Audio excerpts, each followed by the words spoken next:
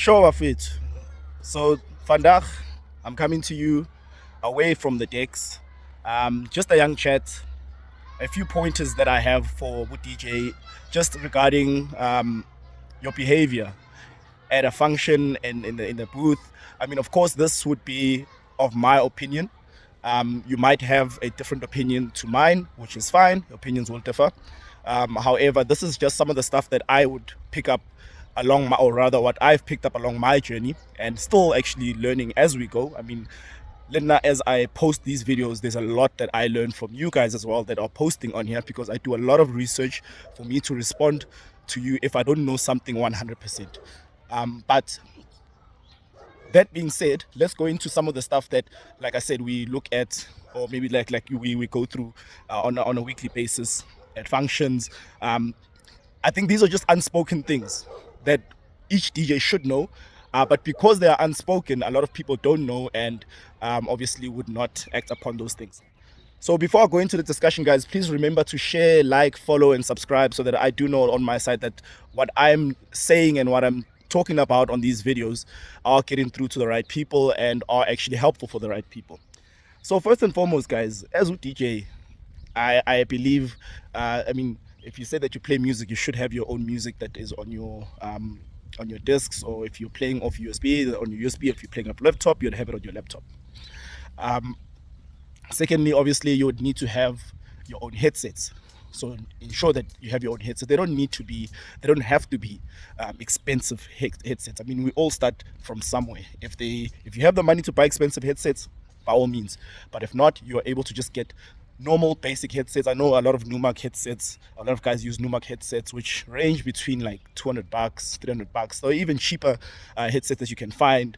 Buma Pick and Pay. I mean, I used to use Sony headsets, which I bought for like $150 before I started using the Sennheiser. Another thing is when you are booked at an event, a specific event that has been created maybe for a specific day, and I know a lot of guys have spoken about this also. Some of your big names, like your DJ Fresh was on Podcast and Chill.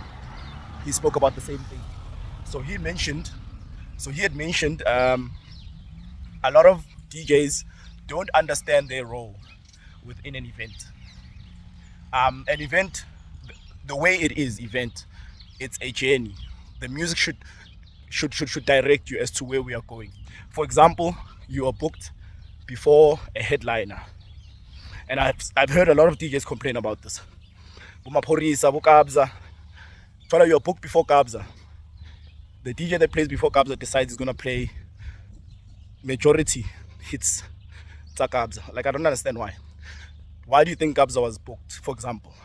But the DJ will decide, no, I'm going to play majority hits, it's a Scorpion King, or he's just going to flat out throttle the crowd. Like, you beating the crowd into submission at this point. Your job as an opening act, is to warm up the crowd for the headliner. Fact is, you are supposed to make the headliner look good. Speaking of guest DJs, the whole saga of resident versus guest DJs, and so already resident DJ la the guest mona and stuff. And I get the premise of it. I get where you would pick that up, and I would agree to a certain extent that there are resident DJs that feel, I don't know, somewhat intimidated by a guest DJ. But that's not the full story, guys. I mean, I'm a resident DJ myself, so and at the same time I guest at other people's places, and I kind of understand where the resident DJ would come from with certain things. Stuff like the resident DJ moving around equipment while you are playing, and you find by mistake the deck you're playing on switches off, or something happens that just disturbs the music. I agree with you there. That is unnecessary.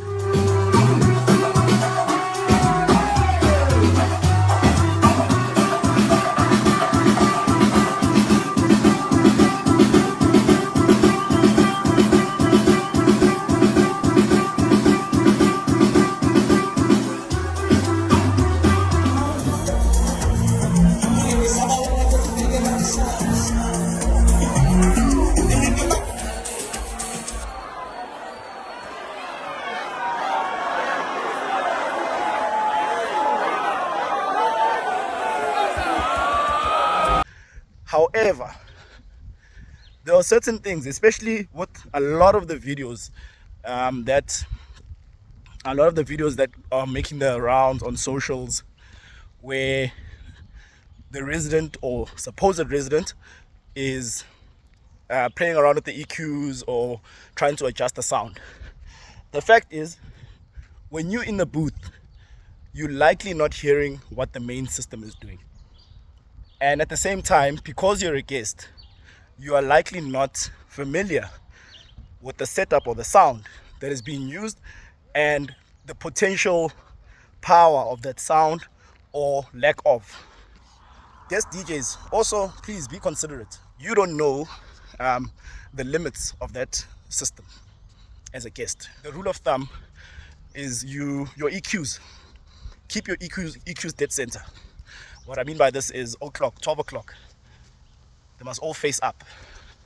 Yes, there are some songs that you would need to add some gain or trim to, but don't redline. Redlining, red light district, guys.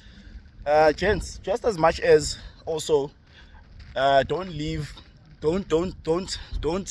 come the last 2 minutes of your set and say you want to play one more song.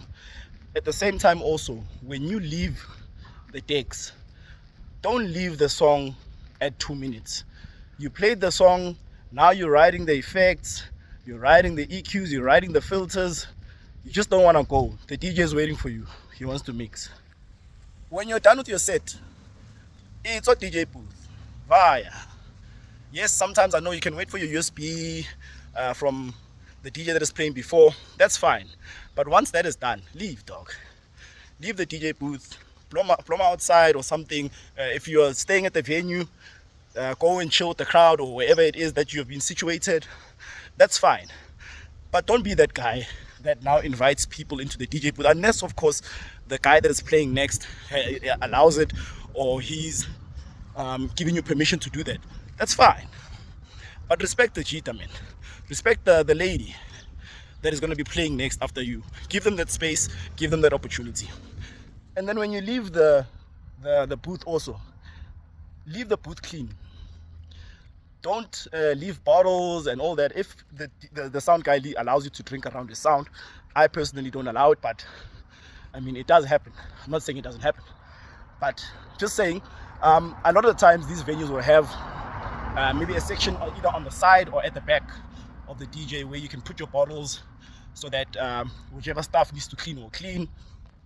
Great, but don't just leave your bottles lying around, a mess there. It's your office, man. You're an adult also. Clean up after yourself. So yeah, gents, those are just a few pointers. We'll discuss a lot of these other things, but I mean, I want to hear what are your thoughts also on some of these pointers that I pointed out. What do you think? Again, this is my opinion. We are all entitled to our opinion, and if you have an opinion, please voice it in the comment section. Let's chat about it, guys. Yeah, so that's basically it, gents. Not fighting, just a couple of pointers, a couple of things that we normally overlook. Like I said, these are unspoken rules that we have but should have. Whew. Thanks for watching, guys. Yo, muntu unfit.